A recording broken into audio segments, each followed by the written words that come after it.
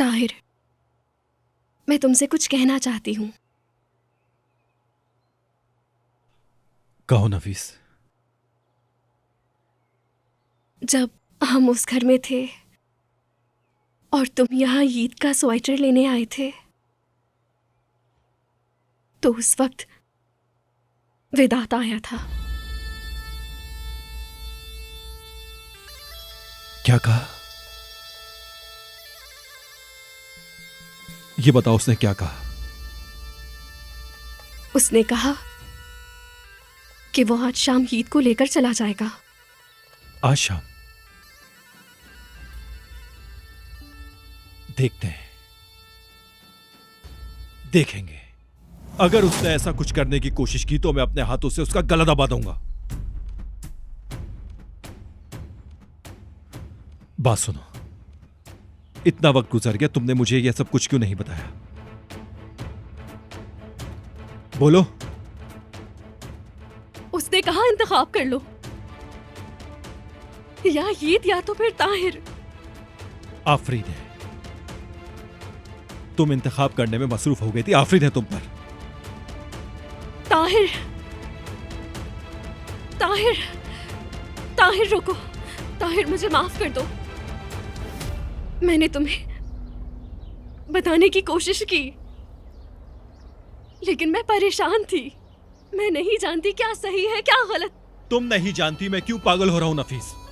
अगर मुझे पता होता कि दूसरा कोई रास्ता है तो मैं ईद को लेकर तुम्हारे पास खुद ही आ जाता।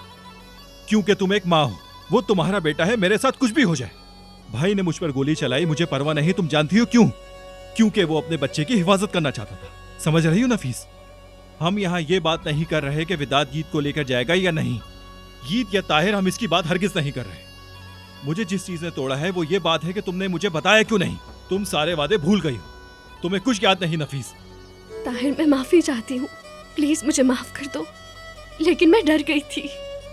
ताहिर, वेदांत के कुछ करने और उससे दूर भागने से मैं थक गई हूँ। मैं डर गई थी, तुम समझ रहे हो तुम्हें ना? मैं ये कितनी बार बता चुका हूँ, मेरे होते हुए तुम्हें कुछ नहीं हो सकता नफीस।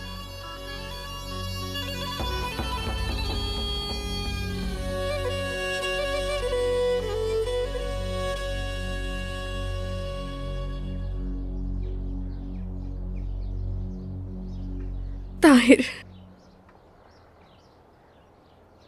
वो ईद को नहीं ले जा सकता ना? वो हमारे बेटे को कहीं नहीं ले जा सकता। अब हम क्या करेंगे?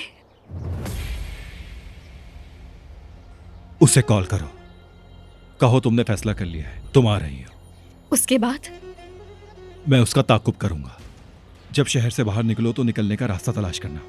इस तरह से वो इख्वाकार हो जाएगा और मैं अली के साथ उसे दबोच लूंगा। इसी तरह से हम ईद को हासिल कर सकते हैं नफीस।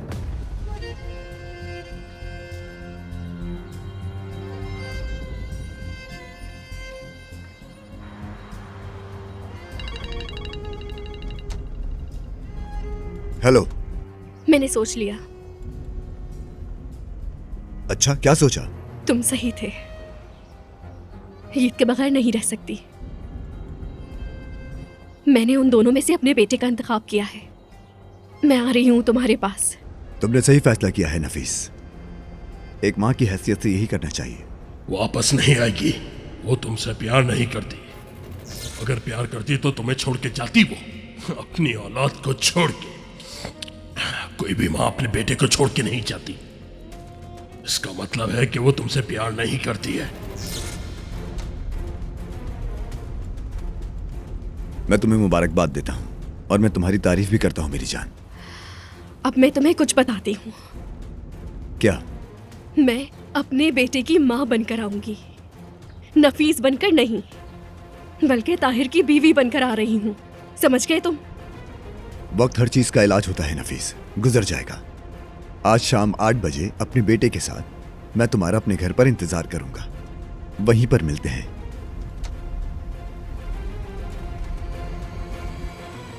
क्या कहा उसने? वो शाम 8 बजे घर पर होगा। खूब, बहुत खूब। मुझे पीछे से गाड़ियों की आवाज आ रही थी। मैं नजर को फोन करती हूँ।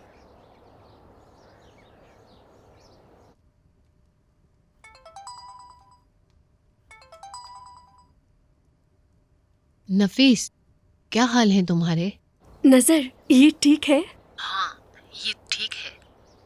वेदांत ने आज जाते वक्त कहा तुम अपनी अम्मी के घर चली जाना, पर मैंने कहा मुझे ये बात मंजूर नहीं है, और मैंने कहा ईद का क्या होगा? उसने कहा यहाँ बहुत लोग हैं, देख लेंगे, और मैंने उसको मना करा और वहाँ से चली गई। मैं जानती हूँ। अब वो तुमसे जो कहे करो। अगर वो कहे घर जाओ तो उसकी बात मान लेना, ठीक है? लेकिन उसके बाद क्या होगा? वो ईद को लेकर फरार होगा और फिर हम उसे अगवा के इल्जाम में पकड़ लेंगे।